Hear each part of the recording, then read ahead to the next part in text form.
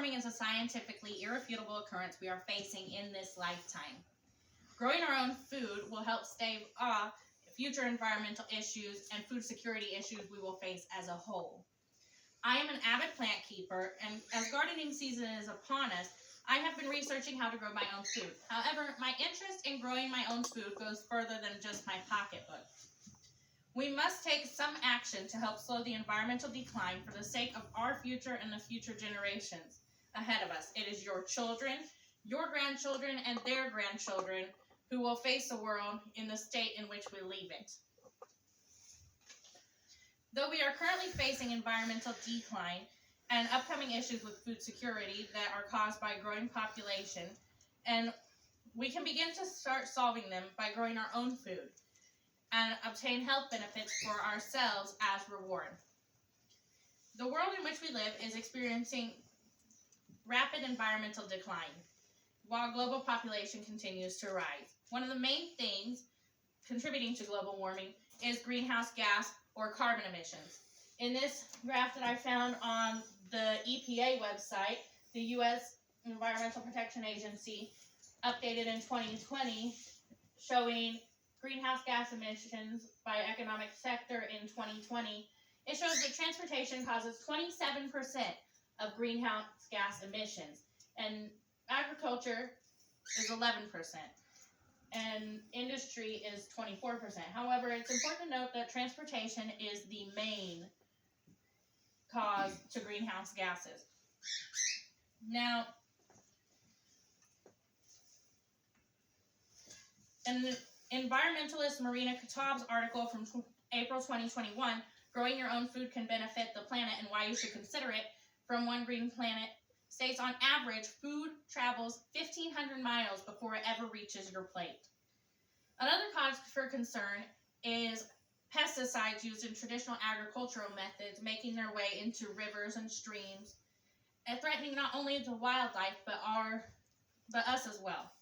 An example of this runs through our very town, Cow Creek, where you cannot eat more than 1 or 2 fish caught in it per year due to the pesticides that run off in them from the farms that it runs through.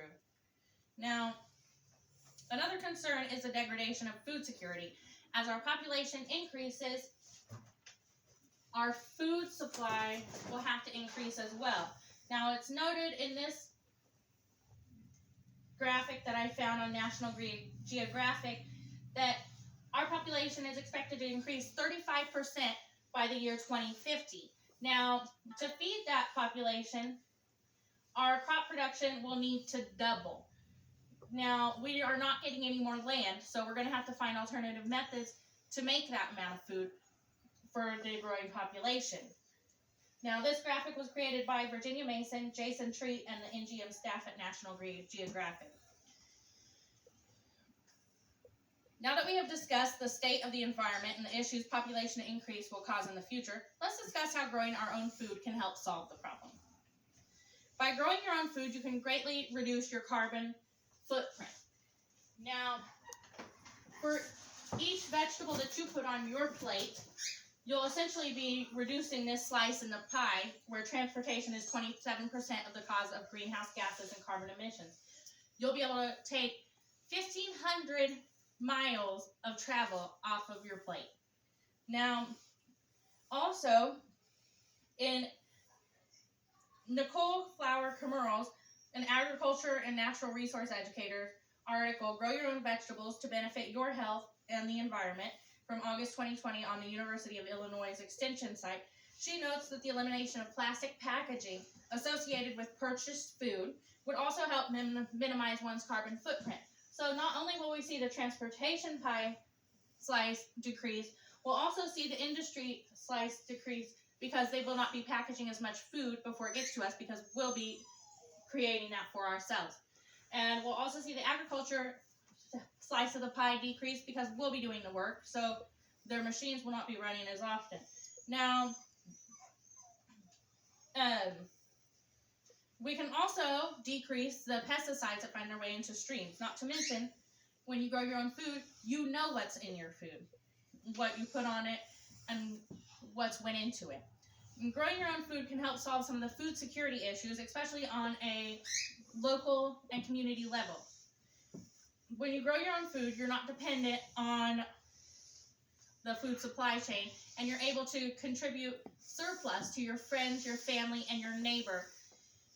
And that really helps lock down food security in local communities. Now that we know how growing your own food will help the environmental decline we have been facing and reduce the food supply issues of our ever-increasing population, let us look at how we can begin growing our own food and how it will positively benefit our health to do so. One way in which our health will be benefited is the elimination of pesticides in our food. Organic food is better for you, and you'll be able to keep tabs on that. Another way in which we can benefit is the stress relief caused by caring for plants. I found that in the University of Vermont Extension Professor Dr. Leonard Perry's article, Why Grow Vegetables, on the University of Vermont's Extension site. And also noted on Nicole Flower Camurl's article is the moderate exercise that will occur when we take care of our own garden, which also contributes to stress reducing. And she also notes that people who grow their own food are more likely to have healthy diets. And it is statistically proven. As you can see, there are many benefits to growing your own food, not only for yourself, but for others and the environment as well. Spring is upon us, and we can all contribute to solve these issues by growing our own food.